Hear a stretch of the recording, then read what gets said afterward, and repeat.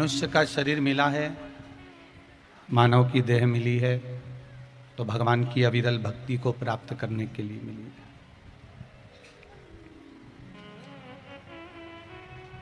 और बार बार आप और हम अगर विचार करें कि ये बार बार हमें प्राप्त हो जाएगी मानव की देह, तो मिलना नहीं है। सब कुछ मिल सकता है, फिर कोई नई योनि, फिर कोई नया जीवन, फिर कोई नया हमारा जीवन हमें मिले, वो मिलेगा। पर हम सोचें, हम ये विचार करें कि हमको वापिस मानव की ही देह मिल जाए, तो ये तो शिव कृपा बिना मिलती नहीं। भगवान शंकर की करुणा बिना, दया बिना ये मिलना बहुत मुश्किल है। इसलिए शायद संतों ने गाया है, बड़ी मुश्किल से नर्तन मिलत है,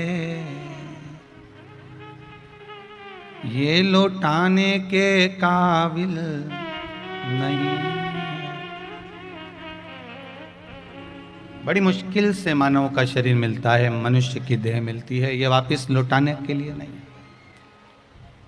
7,39,00,000 शब्द जैसे श्रीमद् भागवत कथा में है, ऐसे ही 24,000 श्लोकों का ये समावेश शिव महापुराण की कथा वर्णन करती है कि कितने जन्म हमारे निकलते गए, आते गए, फिर निकलते गए, फिर आते गए। जन्म और मरण के प्रपंच से हम छूटे नहीं। पर इस मनुष्य की देह को पाने के बाद कोई कर्म ऐसा कर कर जाना, मानव का शरीर पाने के बाद कोई कर्म हमारे जीवन का ऐसा कर कर जाए जिसके बल पर हमें वापिस मानव का शरीर मिले ना मिले उसका गम नहीं, पर भगवान से ऐसी प्रार्थना कर कर जाना कि अगला अगर जन्म मिले तो बस शिव महापुराण की कथा बारंबार श्रवण करने को मिले। ऐसा जीवन हमको प्राप्त, ऐसा जीवन हमको मिल जाए।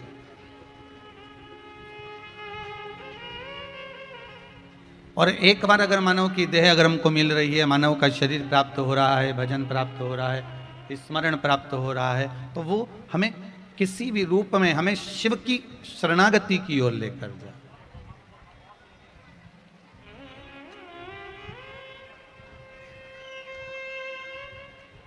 हमें भगवान शंकर की शरणागति की ओर लेकर जाए।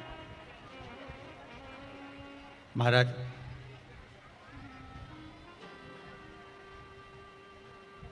अगर मनुष्य का शरीर अगर देवताओं को भी मिला है ना, तो उनके पीछे भी चिंता लगी हुई थी, उनके पीछे भी टेंशन लगा हुआ था। आप उठाकर भगवान के स्वयं के चरित्र को देख लीजिए। मानव का जन्म अगर मिला है तो चिंताएं तो हमें व्यापेगी, टेंशन तो हमको रहेगा।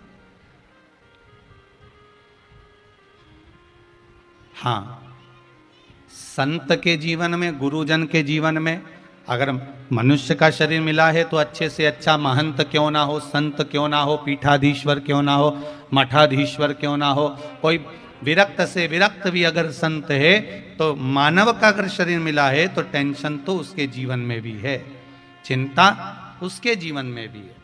और अगर साधारण सा एक मानव है जो 2 रोटी खा रहा है, व्यापार कर रहा है, व्यवसाय कर रहा है, दुकान चला रहा है, हाथ गाड़ी चला रहा है, साइकिल रिक्शा चला रहा है, ठेला चला रहा है, पान की दुकान चला रहा है, एक साधारण सा व्यक्ति, मनुष्य का अगर जन्म मिला है, मानव का शरीर मिला है, साधारण से साधारण मानव को भी मानसिक टेंशन, जीवन में चिंता तो रहेगी। एक बात पहले कही थी, आज फिर कहते हैं। घर में हाफ सेट है, घर में डिनर सेट है, भोजन का सेट भी, घर में सोफा सेट भी है, पर घर में हीरे का सेट भी है, सोने का सेट भी है, हाफ सेट भी है, फुल सेट भी है, डिनर सेट भी है, सोफा सेट भी है, पर कितने भी सेट इकट्ठे कर लिए पर मनुष्य अपसेट है। मनुष्य सेट नहीं है, मानव जीवन अगर मिला है तो अपसेट ही है। सेट बहुत इकट्ठे कर, मानव का शरीर मिला है, मनुष्य की देह मिली है जीवन में, तो थोड़ा मानव का शरीर मिलने के बाद मानव अपसेट तो रहे। स्वयं मेरे राम जी महाराज, स्वयं मेरे राघव जी भी अगर इस मृत्यु लोक में आए हैं, मानव का शरीर अगर मिला है, मानव की देह प्राप्त हुई है, तो भगवान राम को भी चिंता रही है। अगर मेरे भगवान कृष्ण का अवतार हुआ है तो मेरे कृष्ण को भी चिंता रही है। चिंता किसको नहीं थी महाराज।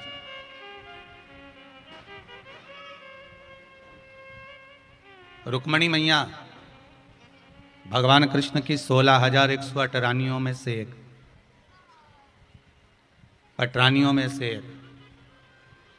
अब जरा देखिए कि भगवान कृष्ण की रानी होने पर, पटरानी होने पर भी उनको चिंता थी।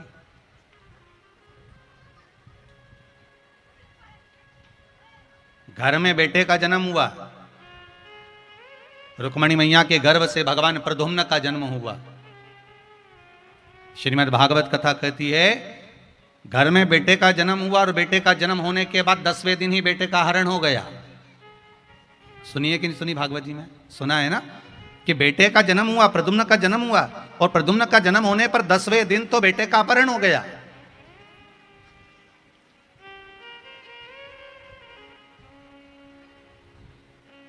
केवल 10 दिन का था बेटा, और केवल 10 दिन के उस बेटे का हरण हो गया था, केवल 10 दिन का। अब जरा विचार करिएगा, एक माता के पास में सोए हुए पुत्र का 10वें दिन हरण हो जाना, माता कितनी रोती होगी, बिलखती होगी, कितना रोती होगी मां, कितना बिलखती होगी मां।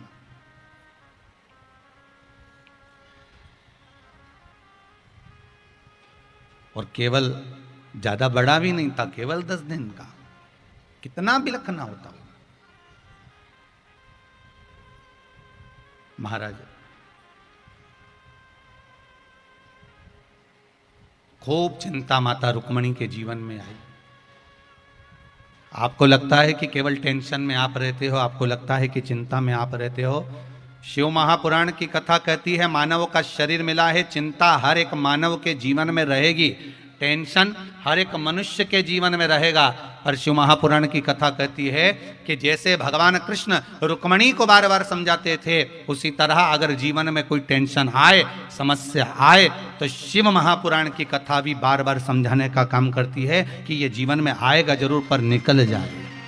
दुख आएगा, जीवन में समस्या आएगी, ऐसा नहीं कि समस्या नहीं आएगी, आएगी। मानव का शरीर है तो समस्या तो रहना है।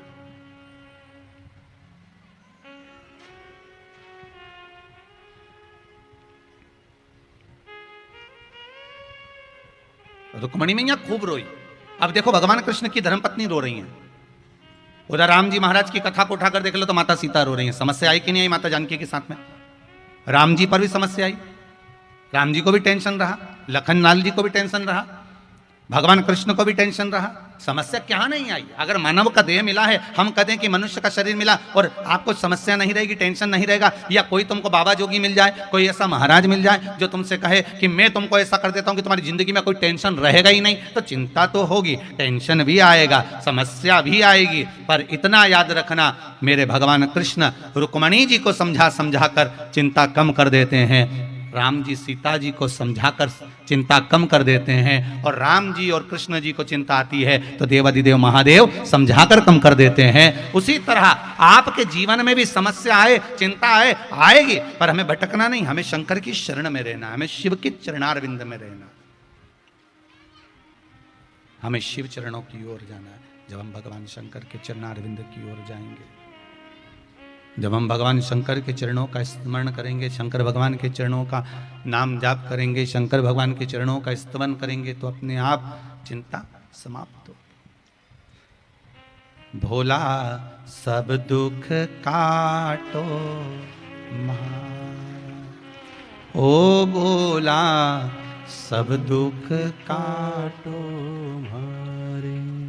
शिव शंकर जपूं तेरी माला, भोले बाबा जपूं तेरी माला, भोला सब दुख काटो मारे। ओ शंभो सब दुख काटो मारे। वैश्य है मंगल मंगलकारी, वैश्य है मंगल मंगलकारी। अवधूत रूप तुम्हारा, अवधूत रूप तुम्हारा।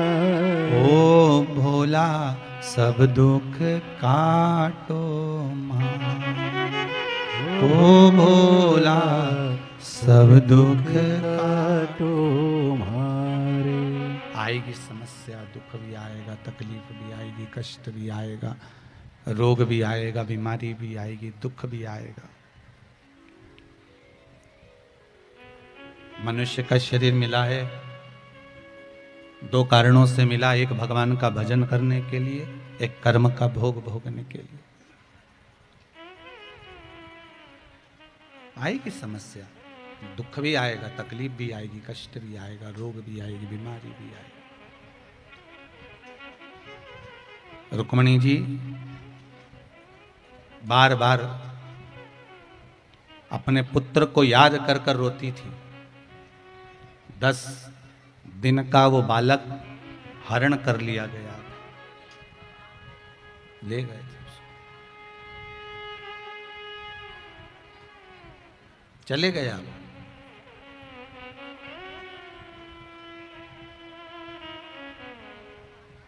बहुत प्रयास करा, रुक्मणी जी को समझाया गया, हे रुक्मणी जरा ध्यान लगाइए रुक्मणी, अगर बालक गया है उसमें परमात्मा की कोई अच्छाई होगी। भगवान ने अगर दुख दिया है तो उसमें कुछ आपका भला ही होने वाला होगा। अगर भगवान ने किसी से आपको दूर कर दिया है तो उसमें आपका कोई भला ही होने वाला होगा। आप तो हर चीज में कुछ अच्छा सोचिए ना, हर चीज में कुछ श्रेष्ठ सोचने का प्रयास करिए, हर चीज में आप कुछ अच्छा सोचने का प्रयास करिए कि हमको जो मिल रहा है, हमको जो प्राप्त हो रहा है, हमको जो मिला है वो कम नहीं मिला, मेरे मालिक ने खूब अच्छा दिया है, सारा सुख मुझे दिया है, कौन सी कमी मुझे परमात्मा ने दे दी, जो मिल रहा है सब अच्छा ही तो मिल रहा है, उसने बुरा दिया कहाँ है हमको, उसने बुरा प्रदान करा कहाँ है हमको।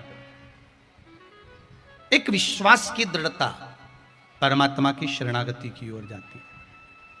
भगवान कृष्ण कहते हैं रुक्मणी तुम रोती क्यों, मेरा बेटा चले गया 10 दिन का, 10 दिन का बेटा गया गया गया, भगवान समझाते रहे, रुक्मणी जी को चिंता व्याप्ति रही, रुक्मणी जी को चिंता व्याप्ति गई, चिंता लगी रही, टेंशन बना रहा, बना बना मेरे भगवान हमेशा कहते थे तू चिंता मत कर, अगर भगवान ने सुख दिया है तो दुख भी देगा और दुख दिया है तो सुख भी देगा, तू क्यों चिंता करती है रुक्मणी, तू चिंता मत कर। और रुक्मणी जी को समझाते समझाते समझाते समझाते समझाते समझाते 18 साल निकल गए थे, तब जाकर प्रद्युम्न 18 साल के बाद वापिस लौट कर आया था। कितने साल के बाद आया? 18 वर्ष के बाद। जो 10 दिन का गया था वह 18 वर्ष के बाद आया, और 18 वर्ष के बाद आया तो एक कन्या से उसने विवाह कर लिया था। आपको मालूम है ना, श्रीमद् भागवत में तो पूरी कथा है, हम तो केवल शिव महापुराण में इसको थोड़ा सा लेकर चल रहे हैं। माया देवी के साथ, महामाया के साथ।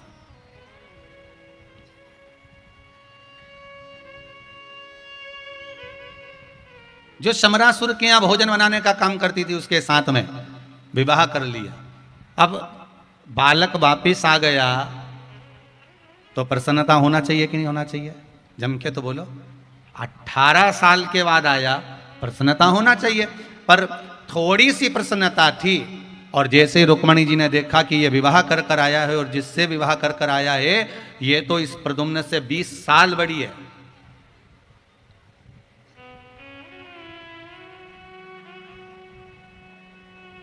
कितने वर्ष बढ़ी है? 20 वर्ष। फिर चिंता लग गई, फिर टेंशन आ गया। भगवान बोले, कृष्ण भगवान का हमेशा रुक्मिणी को समझाते थे, क्यों चिंता करती है, जो हो रहा है सब अच्छा हो रहा है, जो होगा वो भी अच्छा होगा। भगवान ने गीता केवल अर्जुन को नहीं सुनाई, भगवान ने गीता रुक्मिणी जी को बार बार सुनाई। पर होता है, बाहर के व्यक्ति को गीता सुनाई जाए ना तो समझ जाता है, और घर के व्यक्ति को गीता सुना दो तो वो क्या अपना ज्ञान अपने पास में रख लो। हमको ज्यादा अकल देने की जरूरत नहीं हो। क्या हम बेवकूफ नजर आते तुमको? जब देखो जब हमें ज्ञान देने लगते हो, जब देखो जब हमें बताने लगते हो। आप अपनी बात अपने पास में रखिए।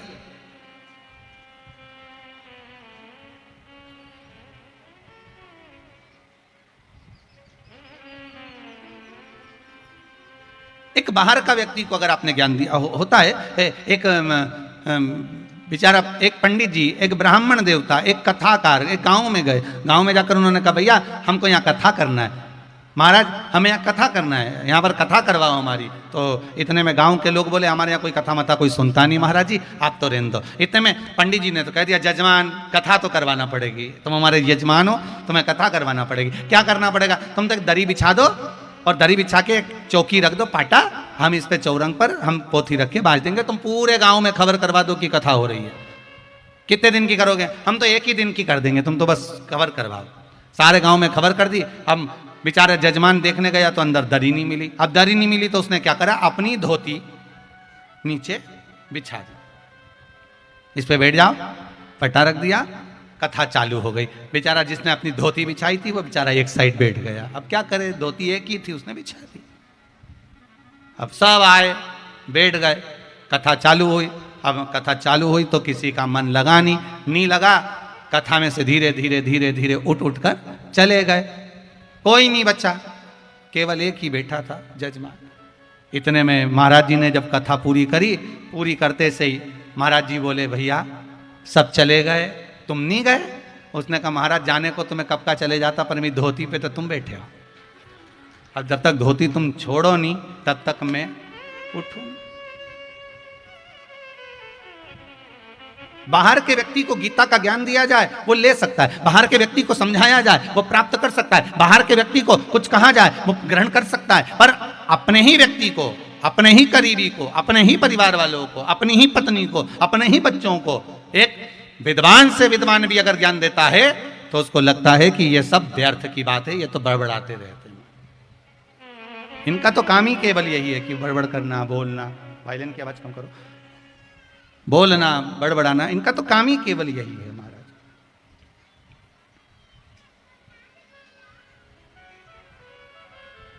एक ज्ञान देना और एक ग्रहण करना, अंतर है महाराज। बहुत बहुत ध्यान दीजिएगा महाराज। कह देना, प्रदान कर देना, बोल देना एक अलग बात। सास कह कह के थक जाती है कि ऐसा करो, ऐसा करो, ऐसा करो। बहू को लगता है हम हमारे मायके से जो सीख के आए ना बहुत अच्छा सीख के आए, हम जो कर रहे हैं ना बहुत अच्छा कर रहे हैं, हम जो कार्य कर रहे हैं हमारे बराबर कोई नहीं कर सकता, हम जो कर रहे हैं उसमें हमारी श्रेष्ठता है, हम जो कर रहे हैं उसमें हमारी श्रेष्ठता है, हम जो कार्य कर रहे हैं उसमें हमारी श्रेष्ठता बनी हुई है, हमें नहीं करना उसमें हमारी श्रेष्ठता है। अब शिव महापुराण की कथा कहती है 20 वर्ष बड़ी कन्या से प्रद्युम्न ने विवाह कर लिया, फिर चिंता व्याप गई, फिर टेंशन हो गया। भगवान समझाते रहे, समझाते रहे, समझाते रहे। तब एक दिन 8 वर्ष पूरे जब विवाह के प्रद्युम्न को हो गए, तब रुक्मणी जी समझ गई कि भगवान जो करता है वो अच्छा करता है। कब? जब एक बार प्रद्युम्न कहीं मार्ग से जा रहे थे और साथ में वही महामाया साथ में थी और प्रद्युम्न के प्राणों को बचा कर लेकर आ गई। तब समझ में आया कि भगवान जो करता है वो अच्छा करता है, कभी बुरा नहीं कर सकता। भगवान कभी बुरा नहीं कर सकता, वो जो करता है वो श्रेष्ठ करता है, वो जो करता है वो अच्छा ही करता है। आप अगर एक आस और विश्वास लेकर कि मेरा परमात्मा जो दे रहा है अच्छा दे रहा है, मेरा परमात्मा जो मुझे प्रदान कर रहा है अच्छा ही कर रहा है, मेरे धर्म के अनुसार मुझे जो मिल रहा है वो श्रेष्ठ मिल रहा है। दिया उसने, कोई कमी नहीं। एक माता ने भाव लिखा है अपना,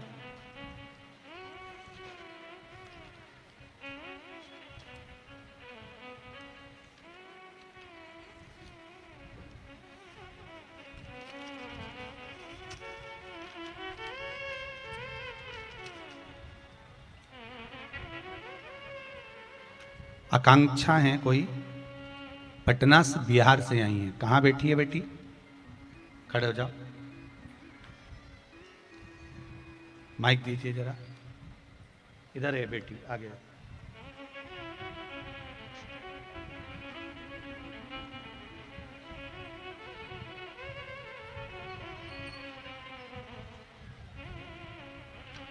पटना बिहार से बेटी आई है।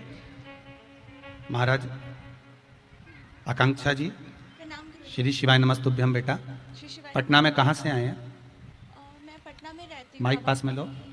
मैं पटना में रहती हूँ। पटना में रहते हैं जी। बाबा ने क्या कृपा करी आपके? मैं जब पढ़ाई कर रही थी तो मेरी जो बैचमेट्स थे उन लोगों का जॉब लगा था और मैंने बहुत जगह जॉब के लिए अप्लाई किया और मेरा हो भी जाता था, बट मैं हमेशा इंटरव्यू में रिजेक्ट हो जाती थी। उसके बाद फिर मैंने सोचा कि कोई बात नहीं, मैं मास्टर्स कर लूँगी तो फिर शायद कहीं ना कहीं जॉब लग जाएगा। बट बाबा का मैंने पशुपति व्रत किया। उसके बाद बाबा का ऐसा कृपा हुआ कि मेरा ऑन कैंपस ही कॉलेज की तरफ से सिलेक्शन हो गया। बधाई बहुत और बहुत मेरा मल्टीनेशनल कंपनी की तरफ से मुझे स्कॉलरशिप मिला और मेरे को साथ साथ जॉब के साथ साथ उन्होंने मुझे मास्टर्स के लिए भी मतलब वो आगे मेरा मतलब पढ़ाई के लिए वो पैसा देंगे। बहुत बढ़िया, बहुत बढ़िया। बाबा ने संभाल लिया, यही भाव। बेटे बेटा, श्री शिवाय नमस्तुभ्यम। और अगर बाबा का आशीर्वाद रहा तो मैं भी शिव पुराण जरूर कराऊंगी। जी जी जी, बाबा कृपा करे। बैठो बाबू, बैठो। थैंक यू गुरुदेव। बैठिए। श्री शिवाय नमस्तुभ्यम। बेटी को जीवन में आकांक्षा ने लिखा है, बेटी ने, कि बार बार हो सकता था रिजेक्ट हो गए हों पर हिम्मत नहीं आ रही है। और जब हिम्मत नहीं आ रही तब शिव की शरण गई और भगवान शंकर का पशुपति व्रत का भाव प्रकट किया। जैसा आपको कहा है पशुपति व्रत करने के लिए, पशुपति व्रत किया और उस व्रत का प्रभाव मिला, कम नहीं मिला। फिर अभी फिर कहा है भगवान जो देता है वो छप्पर फाड़ कर देता है। भगवान देने में कमी नहीं रखता और भगवान जब लेता है तो तन का कपड़ा भी फाड़ लेता है। देता भी खूब जम से है और लेता भी खूब दम से है। मानो वो दिया, साथ में यहां तक दिया बेटी को कि जो पढ़ाई करेगी तो उसका खर्चा भी कंपनी उठाएगी। इससे बढ़कर और क्या चाहिए? जहां जॉब लगा वही कंपनी। तो ये शिव कृपा बिना नहीं हो सकता। आपका विश्वास प्रबल होना चाहिए, आपका भरोसा दृढ़ता प्रबल होना चाहिए। जब विश्वास और दृढ़ता प्रबल हो जाए तो जीवन का क्यों ना सुख मिले। आप उस भक्ति की ओर बढ़ो तो आप शंकर भगवान की भक्ति करना रहे, मिलेंगे अपने आसपास वाले, पड़ोस वाले, परिवार वाले, कुटुंब वाले सब मिलेंगे। कोई कहेगा कि कहाँ भजन में डूबे हुए, कोई कहेगा कहाँ शंकर जी के मंदिर जा रहे हो, तुम तो इतने पढ़े लिखे होकर कहाँ ढोंग प्रपंच में फंसे हुए हो। पर दुनिया के लोग आपको भरमाएंगे, दुनिया के लोग आपको भटकाएंगे, दुनिया के लोग आपसे कहेंगे कहाँ शंकर जी के भजन में कहाँ लोटा भर के पानी चढ़ाना, कहाँ शिव जी का स्मरण करना, भटकाएंगे। पर यदि दृढ़ भक्ति है, विश्वास अगर प्रबल है, भक्ति अगर प्रबल है, तो आपको दृढ़ी बनकर शंकर को पकड़ कर रखना है, तो शंकर भी आपको छोड़ेगा नहीं, फिर शिव नहीं छोड़ेगा।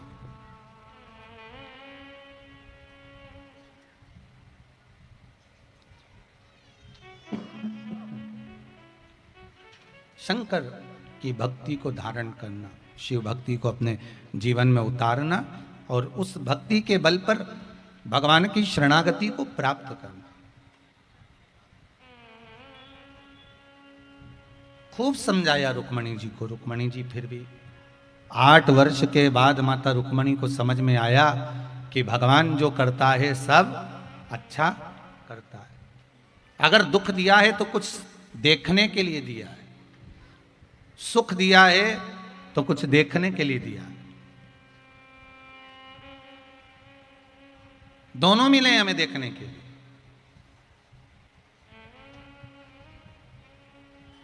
बस उसको प्राप्त करने का तरीका हमको आना चाहिए। हम अच्छा देखें ना,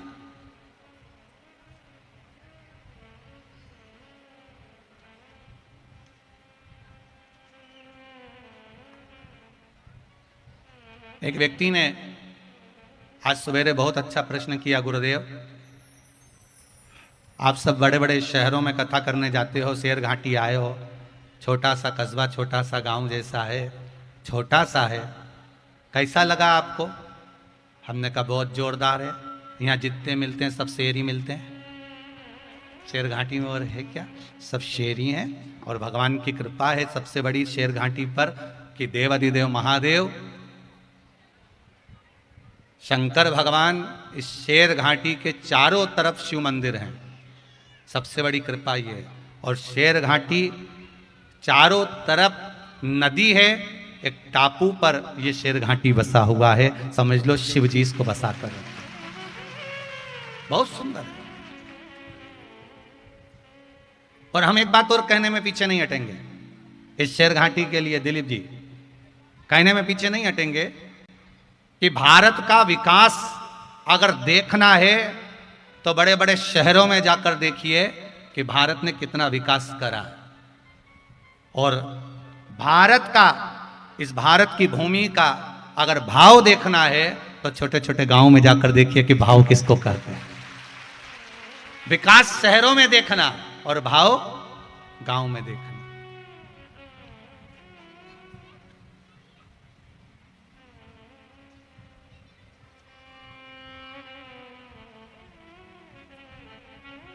फिर उसने पूछा गुरुदेव शहर में और गांव में क्या अंतर है? हमने कहा एक ही अंतर नजर आया, शहर और गांव में केवल एक अंतर नजर आता है।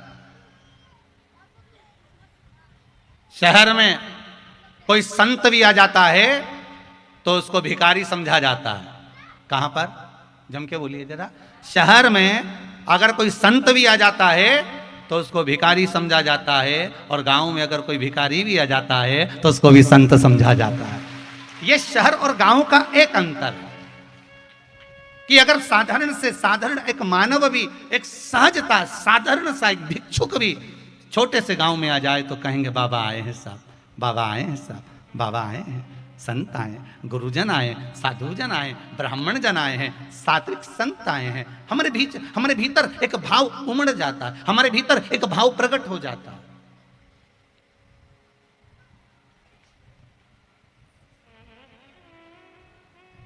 और देखने को मिला शेर घाटी में लोग भाव के बड़े बड़े प्रबल हैं महाराज। भाव इनका एक बहुत अच्छा भाव यहाँ कहा है।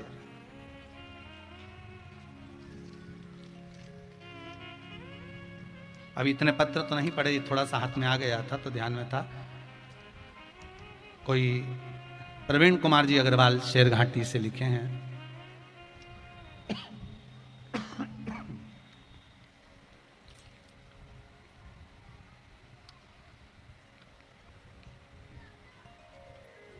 कथा ने शेर घाटी को धन्य कर दिया। जिसने कभी कथा प्रवचन सत्संग में नहीं गया था उन्हें भी आज इस शिव महापुराण की कथा में देखकर मेरा मन और पूरा जीवन धन्य हो गया। जो कथा में नहीं जाते थे वो भी कथा में आए, ये देखकर प्रवीण कुमार जी लिखते हैं कि मेरा जीवन धन्य हो गया इनको देखकर।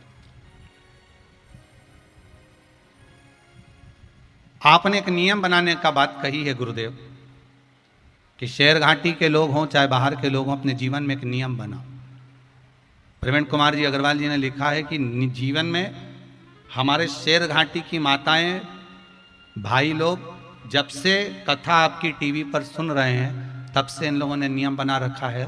शेर घाटी के शिव मंदिरों में लोग नहीं जाते थे, पर अब शेर घाटी का ऐसा कोई मंदिर नहीं जिसमें भगत नहीं, सारे गांव के मंदिर में भगत ही भगत मिलते हैं।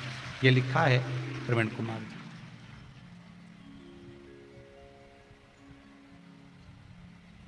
और मेरा निवेदन रहेगा कि मंदिर में जाओ, मना नहीं है, खूब जाओ।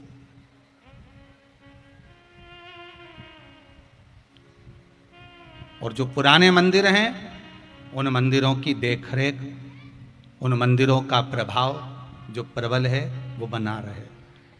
नए मंदिरों का निर्माण करने की जगह जितने पुराने मंदिर हैं इनको ही एक आनंद प्रदान किया जाए, इनको ही जीर्णोद्धार कर दिया जाए।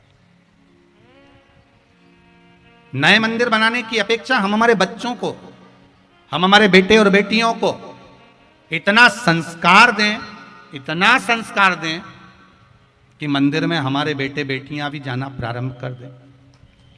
मंदिर ज्यादा हो जाएंगे, भगत नहीं जाएंगे तो मंदिर का करोगे क्या? अगर वही मंदिरों में भक्त बढ़ जाएंगे तो मंदिर का तो आनंद वैसे ही बढ़ जाएगा। जो ब्राह्मण देवता वहाँ पूजन कर रहे होंगे, जो पुजारी जी सेवा में लगे होंगे, जब उनको मंदिर में आप जाएंगे, आएंगे, पहुँचेंगे तो उनको भी अच्छा लगेगा, वो भी एक आनंद पाएंगे। तो शिव महापुराण की कथा कह रही है महाराज, भगवान कृष्ण ने रुक्मणी जी को भी खूब समझाया।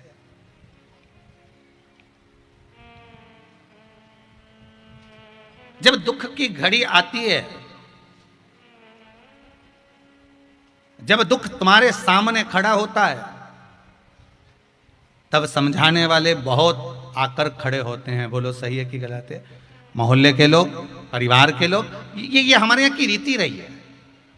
ये हमारे हिंदू धर्म की क्या, संपूर्ण विश्व में जितने भी धर्म होंगे सारे धर्मों की रीति है कि दुख यदि आपको आया तो आपके मोहल्ले के लोग आपको समझाएंगे, क्यों रो रही है, अब क्या होगा, अब तो हो गया जो होना था, अब तो शांति रख लो, अब भगवान का भजन करो, अब क्या रखा है संसार में, अब जो होना था वो तो हो गया। लोग ऐसा ज्ञान देते हैं, समझाते हैं और समझाने के बाद चले जाते हैं। समय की घड़ी किसकी नहीं आती? जब उसके यहाँ दुख आता है तो जो आपको समझा रहा था, अब अगर उसके यहाँ तकलीफ आती है तो आपको जाकर समझाना पड़ता है। पर आपके समझाने से व्यक्ति समझ जाता है क्या? आपके समझाने से व्यक्ति समझ जाएगा क्या? दुख की घड़ी में किसी के समझाने से कोई नहीं समझता। दुख की घड़ी में केवल एक समझाने वाला होता है, वो मेरा देवाधिदेव महादेव होता है, जो सामने खड़े होकर समझा देता है।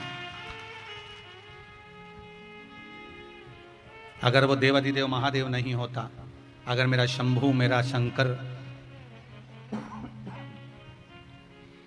इस दुख की घड़ी में समझाने वाला नहीं होता, तो शायद दुनिया के लोग जिनको खो देते हैं उनको भूल नहीं पाते। अगर समझाने वाला शिव ना होता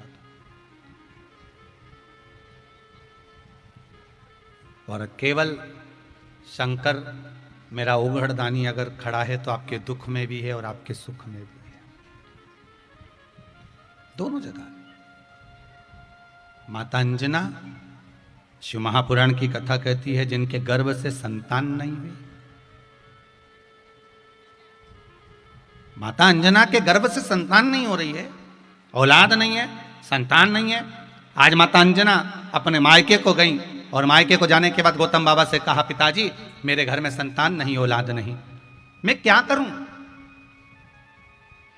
शिव महापुराण की कथा कहती है, सारे संसार में जाकर सबके आगे हाथ जोड़ लो, प्रणाम कर लो, नमन कर लो, वो अपनी बात है। पर जब संपूर्ण जगत में जाकर आपने कह दिया, निवेदन कर दिया, विनती कर दी और जा जाकर कह दिया, और उसके बाद भी अगर तुम्हारा कोई कार्य नहीं हो रहा तो फिर अब किसी के पास जाकर मत कहना। अब तुम्हारे हृदय में जो शंकर बैठा हुआ है उस शिव को प्रकट करना, अपने हृदय से बाहर निकालना शंकर को, और उससे अपने दिल की बात कहना। ये बात हम बार बार पहले भी कह चुके हैं। जिस मंदिर में कोई ना जाए उस मंदिर में तुम जाओ। जहां शंकर एकांत में बैठे मिल जाएं, वहां थोड़ी देर बैठकर उससे दिल की बात कर लो। हम तो यहां तक कहेंगे कि आप 4 व्हीलर गाड़ी लेकर जा रहे हो, भले कथा सुनने आ रहे हो, या यहाँ से अपने घर जा रहे हो, या आप अपनी बहन के घर, भाई के घर, माए के, ससुराल, कहीं पर भी जा रहे हो, आपके साथ में आपका पति है, आपके साथ में आपके रिश्तेदार हैं, कहीं एकांत में कहीं शिव जी का मंदिर मिल जाए, रोड पर चलते चलते एकांत में कहीं शंकर अकेले मिल जाए, थोड़ी देर गाड़ी रुकवा लेना, अपनी गाड़ी को रुकवा कर कहना, जरा रोको, मुझे शंकर जी से बात करना है, बहुत दिनों बाद तो अकेले दिख रहे हैं, बैठे हुए मिल गए हैं, और शिव जी के पास जाकर अपने दिल की बात कहना। उससे कहना, बाबा जा रही थी यहाँ से, आप मिल गए रास्ते में, सोचा थोड़ी देर बैठकर बहन के यहाँ भी तो गप्पे मारूंगी, अपने भाई के यहाँ भी जाऊंगी तो थोड़ी बहुत बात करूंगी, और इतने दिनों के बाद आप अकेले मिले हो तो क्यों ना आपसे बात कर लूं, और देवादिदेव महादेव के पास बैठकर अपने दिल की 2 बात कहकर चले जाना। मुझे विश्वास है दूसरी बार तुम अपनी जब बहन या भाई के यहाँ जा रहे होगे तो शंकर की याद जरूर आएगी और कहोगे मैं तुम्हें कहकर गई थी और तुमने मेरा काम कर दिया। वो शंकर तुरंत कर देगा।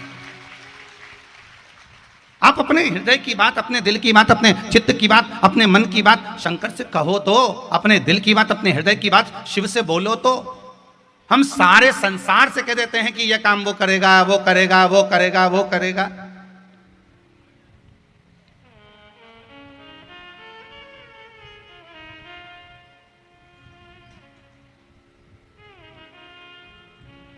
सबके हाथ जोड़े हमने, भैया हमारा ये काम कर देना, भैया हमारा वो काम कर देना। हम कब से फोन लगा रहे थे आपको, आप हमारा ये काम कर देना।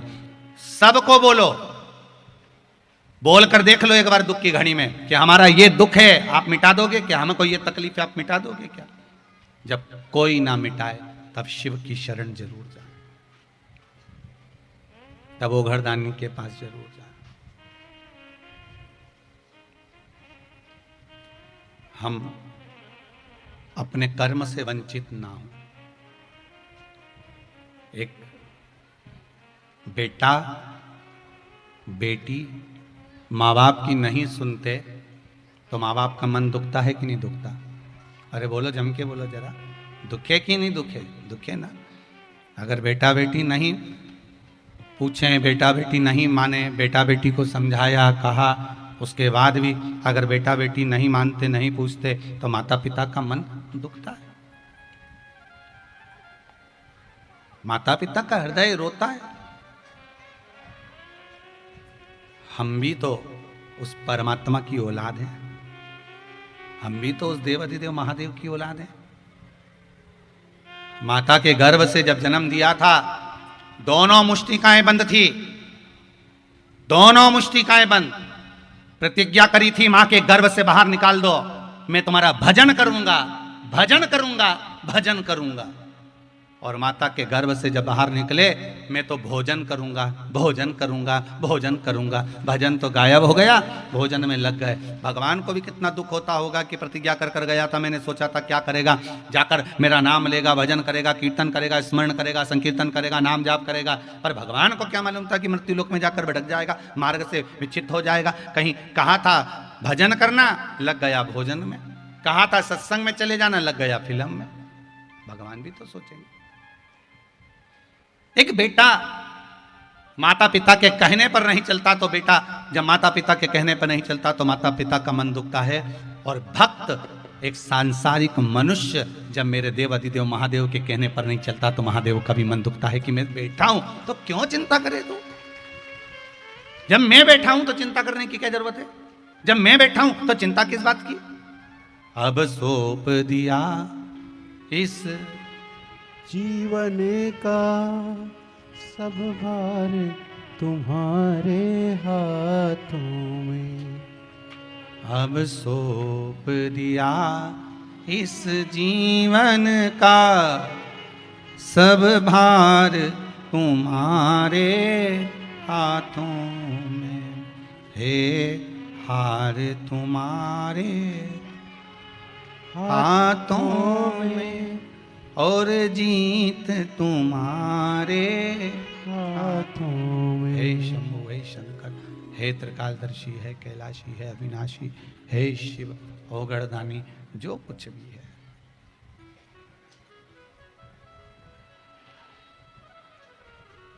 हे मेरे शंभु,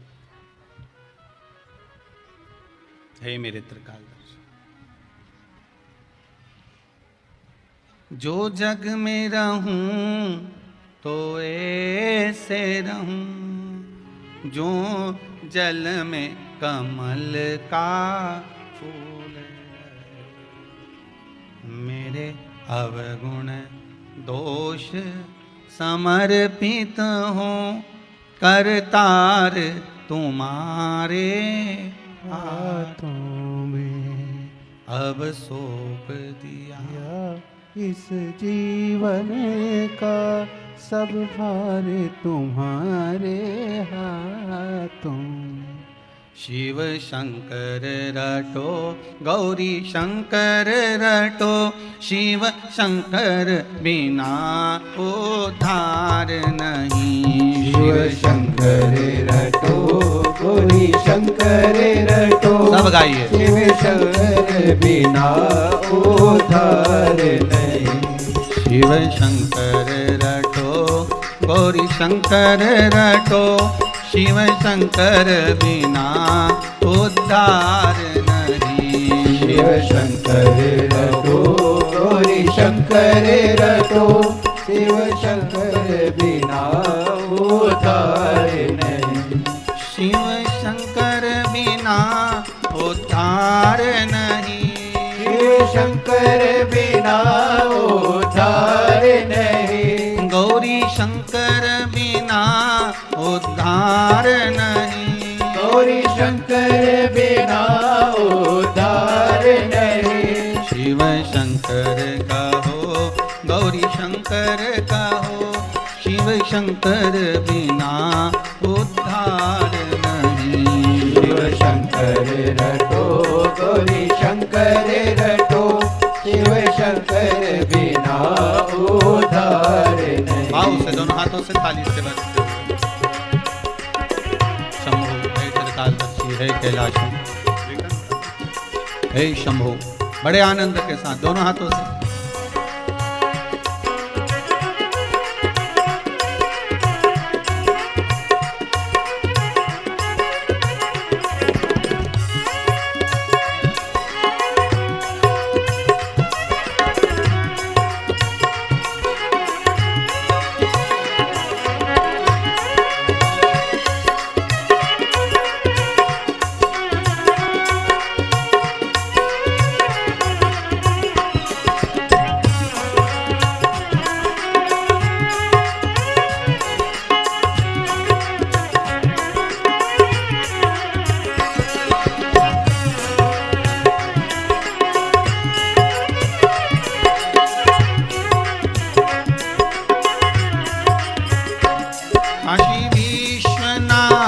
बिन पार नहीं, विश्वनाथ बिना भव पार नहीं। विश्वनाथ बिना भव पार नहीं। विश्वनाथ बिना भव पार नहीं। सोमनाथ बिना उद्धार नहीं। सोमनाथ बिना उद्धार नहीं। ओ सोमनाथ बिना उद्धार नहीं। सोमनाथ बिना उद्धार नहीं। भोलेनाथ कहो गौरीनाथ कहो, भोलेनाथ बिना भव पार नहीं।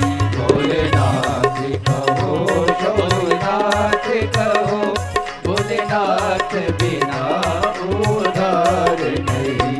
भोलेनाथ कहो गौरीनाथ कहो, भोलेनाथ बिना उद्धार नहीं। भोलेनाथ कहो गौरीनाथ कहो, भोलेनाथ बिना उद्धार नहीं। जय हो। जय हो।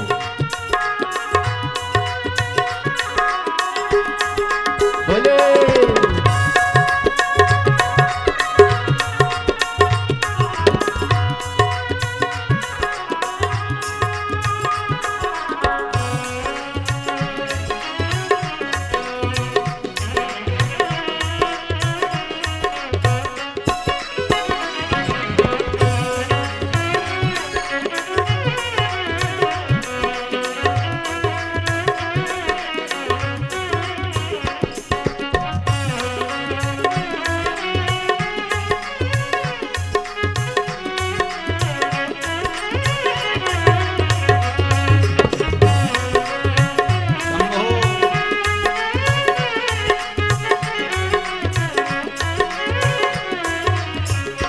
केदारनाथ बिना भव पार नहीं। केदारनाथ बिना भव पार नहीं।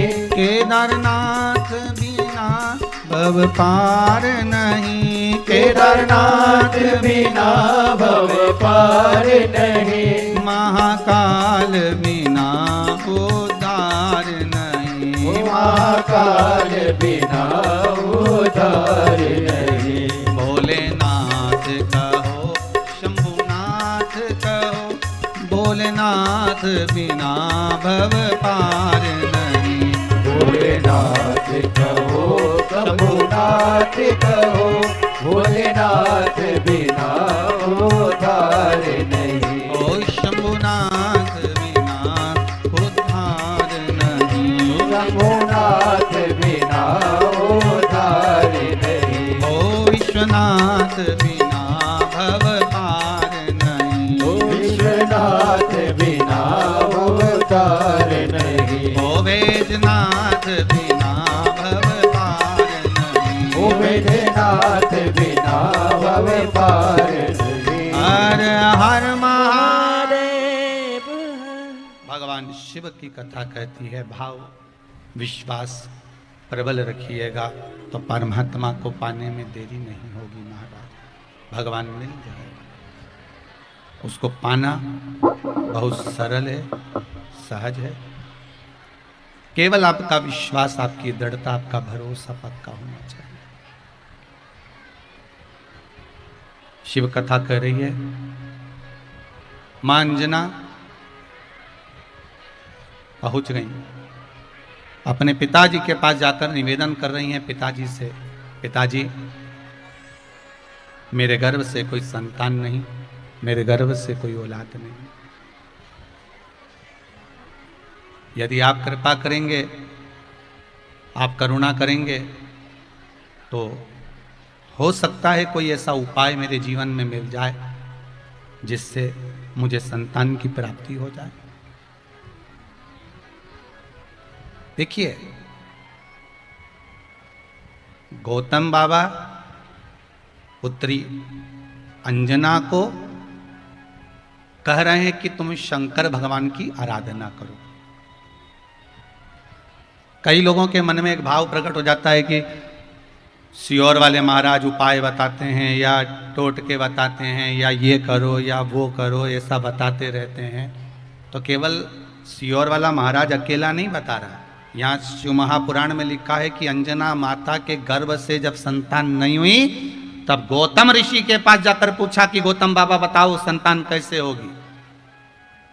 जब दशरथ बाबा के घर में संतान नहीं हुई, दशरथ जी के यहाँ तीन धर्म पत्नियां कौशल्या, कैकेयी, सुमित्रा, तीन देवियां हैं, और तीनों देवी से जब औलाद नहीं हुई तब दशरथ जी ने जाकर अपने गुरु जी से पूछा आप बताओ कि संतान कैसे होगी। केवल सियोर वाला महाराज उपाय नहीं बताता। कई लोगों के मन में आता है कि सियोर वाले गुरु जी तो उपाय बताते रहते हैं, कुछ ना कुछ टोटके बता। ये टोटके नहीं, ये शिव महापुराण की छुपी हुई वो चीजें हैं जो आज तक लोगों तक पहुंच ही नहीं पाई। शिव महापुराण के वो प्रयोग हैं, वो उपाय हैं जो जनमानस तक नहीं पहुंचे। और सबसे ज्यादा प्रसन्नता की तो बात है कि पहले तो उपाय निकाले, बताए, अब तो भगवान की ऐसी कृपा है कि जितने भी कथाकार हैं वो भी अपनी अपनी कथाओं में धीरे धीरे शिव महापुराण के एक दो उपाय बताना चालू कर दिए। अब वो भी अपनी कथाओं में बता रहे, भले भागवत जी में बताए चाहे रामायण जी में बताए, पर बताएंगे जरूर पक्का। उनको भी शंकर जी की कथा का रस चढ़ गया। अच्छे से अच्छे विद्वान से विद्वान कथाकार भी अब अपनी कथाओं में थोड़ा थोड़ा उपाय। तो केवल सियोर वाला महाराज उपाय नहीं बता रहा, सियोर वाला महाराज कोई उपाय या टोटका नहीं, टोटका तो शब्द ही नहीं है। सियोर वाला महाराज कोई उपाय नहीं बता रहा, उपाय तो हमारे यहाँ पहले से चले आ रहे हैं। जब दशरथ बाबा के यहाँ संतान नहीं हुई तब गुरु बाबा से जाकर पूछा कि संतान कैसे होगी। गुरु बाबा ने कहा पुत्र कामेष्ठी यज्ञ करवाओ तब तुम्हारे यहाँ संतान होगी। अग्नि देवता खीर का कटोरा लाएंगे, वो खीर पिला देना, संतान हो जाएगी। बस अंजना माता ने भी गौतम ऋषि से पूछा कि मेरे यहाँ संतान कैसे होगी। अब इसको लोग कहते हैं कि गौतम बाबा ने बताया कि शंकर जी के शिवलिंग की पूजन करना, ऐसा करना, वैसा करना, शिव पूजन को ऐसे धारण करना, शंकर भगवान का ऐसे पूजन करना, उस पूजन के करने से तेरे यहाँ संतान होगी। अब दुनिया के लोग इसको भी टोटका कह दे तो बात दूसरी है। किसी को अगर कुछ बताया जाए तो वो टोटका नहीं, वो उपाय है। जो हमारे संत भी बताते आए, हमारे ऋषिवर, हमारे गुरुजन भी बताते आए।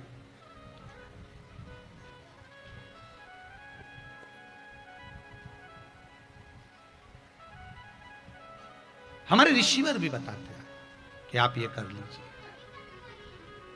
अब जब किसी को श्राप लग जाता था, कोई गलती कर देता था, श्राप लग गया तो उसका उपाय पूछते थे, कोई उपाय बता दो महाराज, हमको ये श्राप लग गया है, इसको छुटकारा पाने का कोई उपाय बता दीजिए। फिर संत कहते थे तुम ऐसा उपाय करना, तुम भगवान का भजन करना, तुम शिव नाम का स्मरण करना, तुम ये करना। लगा चंद्रदेव को भी रोग हो गया था काया का, जब काया गलने लगी चंद्रदेव की, सारा रोग में काया टपकने लगी, गिरने लगी, चंद्रदेव को भी लगा कि अब क्या करा जाए। तब देव ऋषि नारद से जाकर फिर उपाय पूछा। अब यहां पर फिर आ गया कि चंद्रदेव ने भी देव ऋषि नारद से उपाय पूछा काया के रोग को मिटाने का।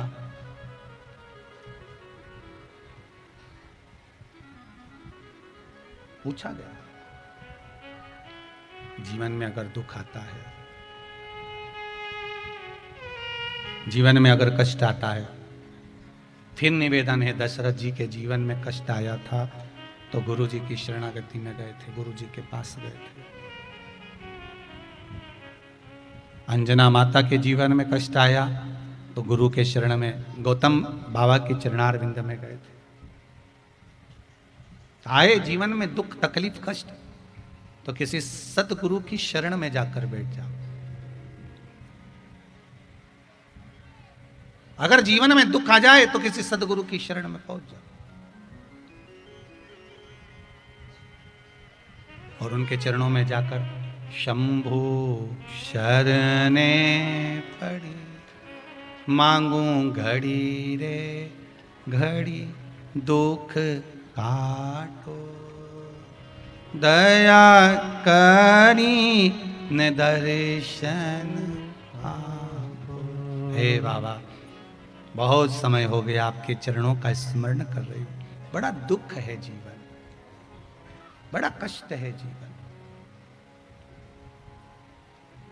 ये दुख, ये कष्ट, ये बीमारी, ये रोग आप ही मिटा सकते। एक माता ने बड़ा सुंदर भाव कहा है, महाराज गुरुजी,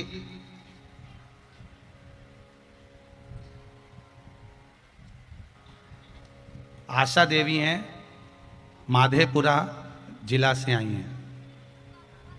कहाँ बैठी हैं? जरा माइक दीजिए।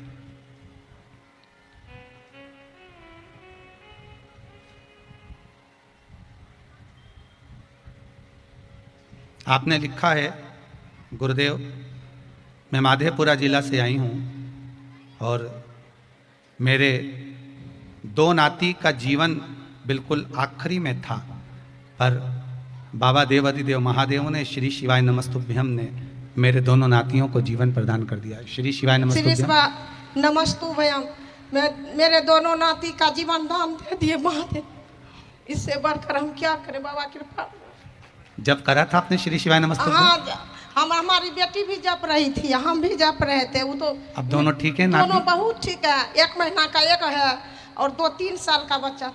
दोनों ठीक हैं? अब विराजिए। श्री शिवाय नमस्तुभ्यम। बाबा ने वो दे दिया आपको।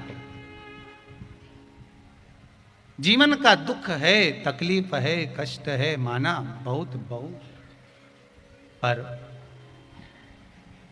समस्या अगर विकट है,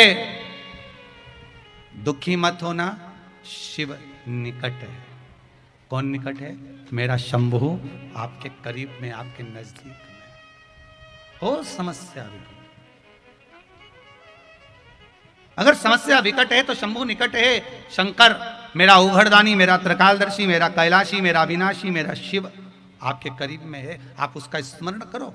माना मनुष्य का, फिर कहेंगे, कथा शुरू करी थी आज 7वें दिन की, तो कहा था कि मानव का जीवन मिला है।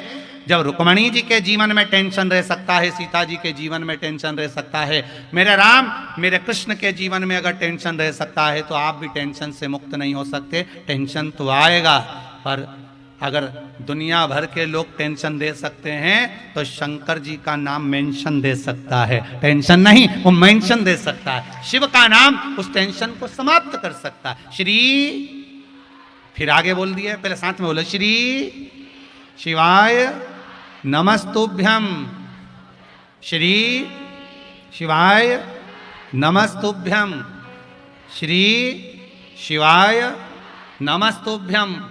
50 घात तुम्हारे सामने खड़ी हो, 50 दुख तुम्हारे सामने खड़ा हो, कैसी भी बीमारी सामने आकर खड़ी हो, चाहे एग्जाम दे रहे हो, चाहे कंपटीशन में बैठ रहे हो, मंत्र मत भूलना, घट की जिह्वा से जपते रहना, श्री शिवाय नमस्तुभ्यम। पार कर देगा वो मंत्र, पार कर देगा। नहीं आता हमें कुछ भी तो इस मंत्र का स्मरण करते, पार कर देगा। सुबह उठो तो जप लो, सो तो जप लो, खाओ तो जप लो, पड़ोसन से झगड़ो तो जप लो, पर जपो श्री शिवाय नमस्तुभ्यम। जपना, छूटना नहीं चाहिए। भगवान का नाम क्यों छूटे?